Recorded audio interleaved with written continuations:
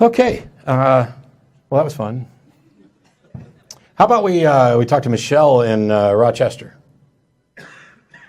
Are you there, Michelle? Thanks for waiting. Yeah, I'm here. Hey, you're on with Don and Matt. Thanks, guys. Hi, Matt. Hi. And Don. Hey. Sorry. I am being told to shut up about Nazism here in Michigan. And recently, my husband had me put in the psych ward at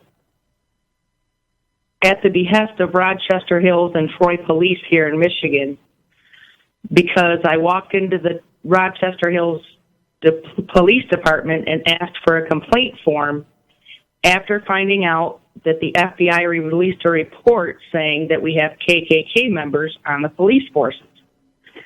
I have come across some of those officers, and as someone who has lived in Michigan for 43 years, you can pick the Nazi cops out from the atheist cops, and I'm just going to put that out there. The atheist cops have concern, care, respect. I swear, I can tell you, they've never told me to shut up. The Nazi pigs like to tell us women to shut up a lot. It seems like you've jumped to some conclusions here that there are various ways that the police are dealing with you, and you've read into it a certain mindset or worldview or whatever. And I'm not sure I'm with you on all this. Well, it's my experiences growing up in Michigan. The whole freedom of speech thing,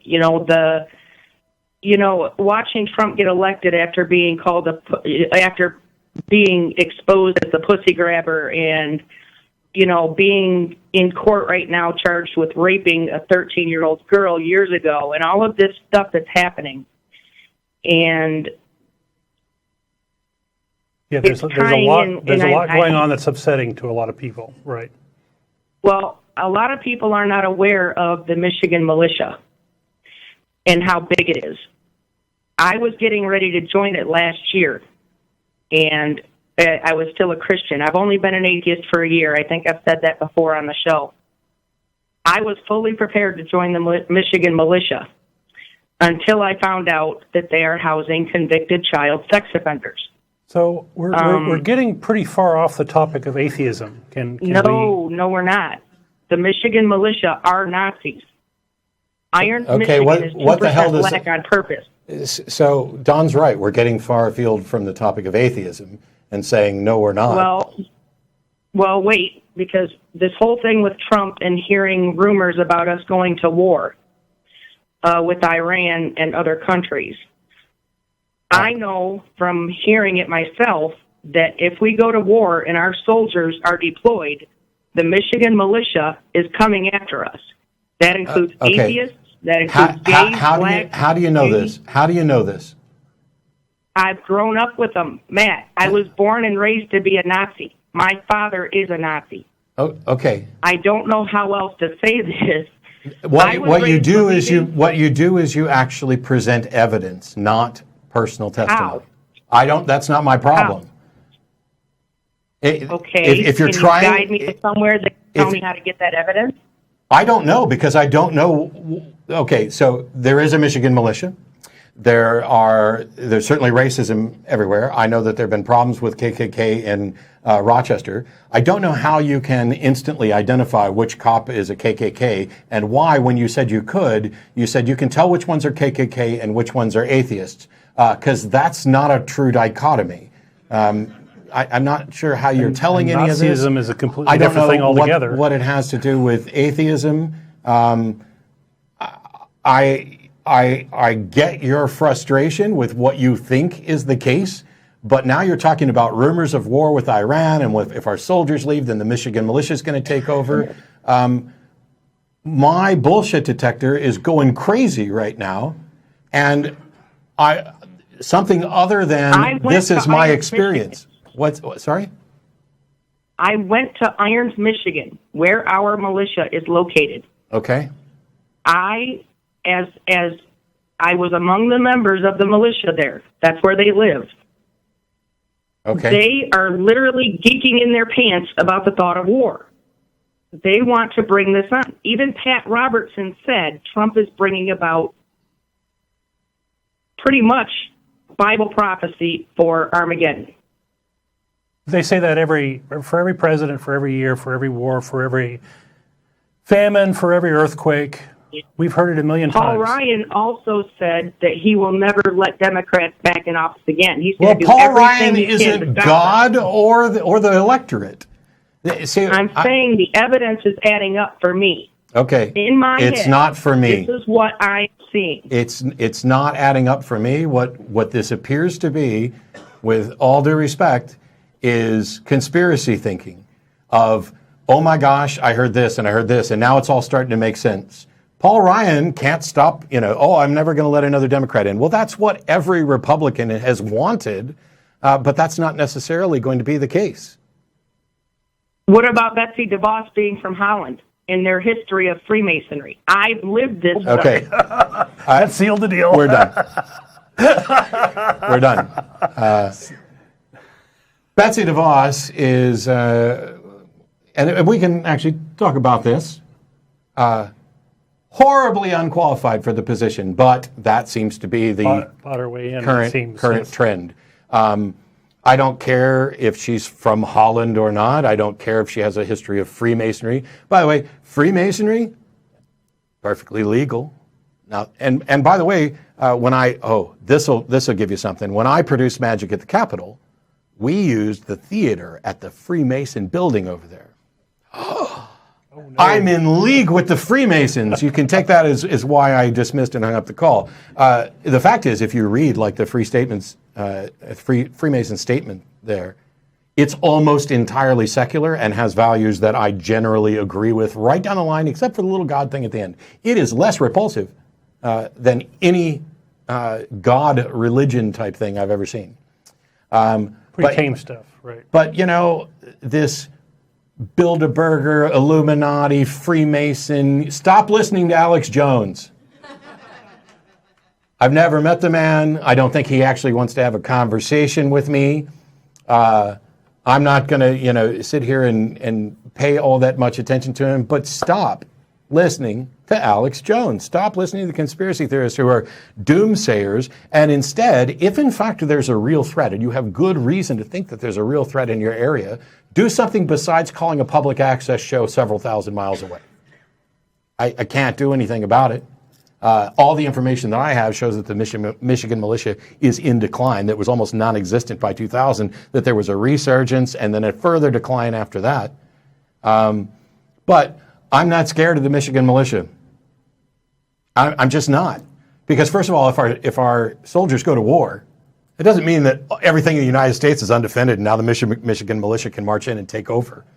And it is as displeasing as it is to many people who I associate with, the ACLU has defended the KKK and their right to gather because that's a constitutionally protected thing. I absolutely despise the KKK, white supremacists, but I'm not in favor of sucker punching them during interviews. I'm in favor of actually opposing bad speech with better speech and actual action. And you don't get to assume that just because you don't like them and they are advocating for demonstrably terrible positions, that you are then justified in taking certain actions. There comes a time where violence is justified. I'm not sitting here as a pacifist. But violence as a response to these people who you don't like, I can't support that. We had a conversation, and I'm going to do this little thing kind of quickly. I had a long conversation with the Godless Spell Checker on the podcast covering a lot of these things. But last night, or Friday night, on Real Time with Bill Maher, he had Milo Yiannopoulos on. Did a quick interview with him. I only watched that part. I did not watch the post-show thing that they do, where it evidently got a lot worse, where Milo got even more transphobic, and Bill Maher kind of said, well, that's not unreasonable. Yes, it was. Milo has terrible ideas. He's a self-hating gay Catholic man who won't hire gays because he thinks they're lazy and party too much, and they're almost as bad as women. He specifically goes out, that's what he said. He specifically goes out and trolls people. He loves all the negative attention that he gets on Twitter. He's a little Twitter masochist. And then he went on to misgender a transgender woman and say terrible things about her and targeting an individual. He is a despicable human being. But he has the right of free speech, and you have the right to oppose that and protest it peacefully, and I will support that entirely. But what you don't have a right to do is engage in violence in response to that. And what you possibly should do is not react to everything that he's saying. This is not just a simply, the best strategy is ignore the trolls. I'm not saying just ignore them and they'll go away. What I am saying is that how you choose to react to people and what you do in response has consequences. And it may be strategically a horrible idea to elevate their status in some situations. His book sold, it's not even out, and I think it sold like 2 million copies. And I'd never even heard of this guy until a few months ago. There are big issues that we have to face and deal with. And I have friends who want hate speech to be illegal in the United States the way it is in other places. And I understand why they want that. But they need to think back. They need to think back to who watches the watchers. Who's going to be the one who determines what's legal speech and what's not? Who's going to be the one that says, the atheists no longer get to talk because they are destroying God's country?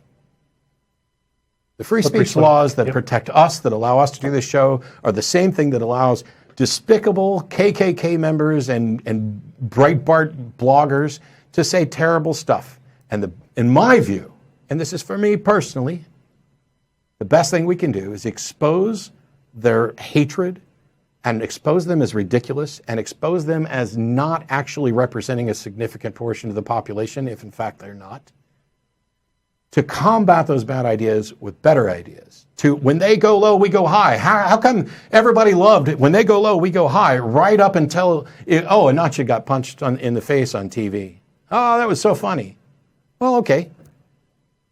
But was it wise? And here's the question that I keep asking about the Nazi punching. We don't know who punched him, which means we don't know why. Maybe he got cut off in traffic. I think it's most reasonable to assume they got punched because he's a white supremacist. He's a white nationalist. Here's the thing.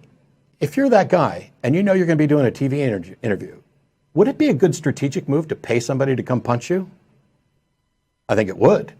I think it definitely would get you the press that he got. Now, I don't know whether or not that person was paid. That's not what I'm saying.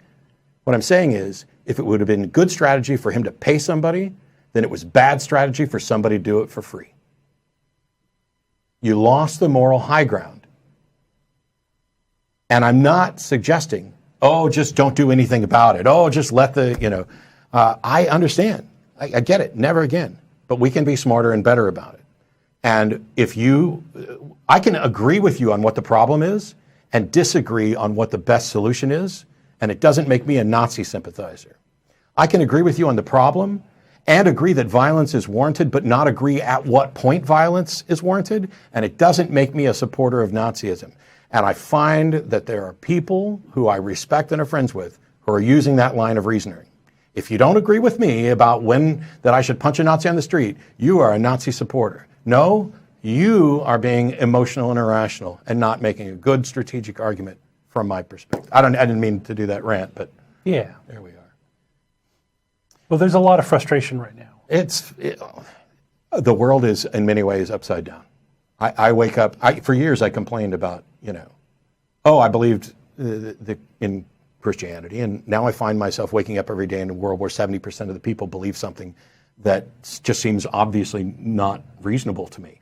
Mm-hmm. And how do you deal with that? And now, with the election of our new president and a number of other things where, tempers are flaring and lines are being drawn and you need to be on this side of the line or you are just as bad. I'm almost more terrified of what we will do to ourselves than anything in industry. I don't know. It's a big distraction and we're running out of time. So let's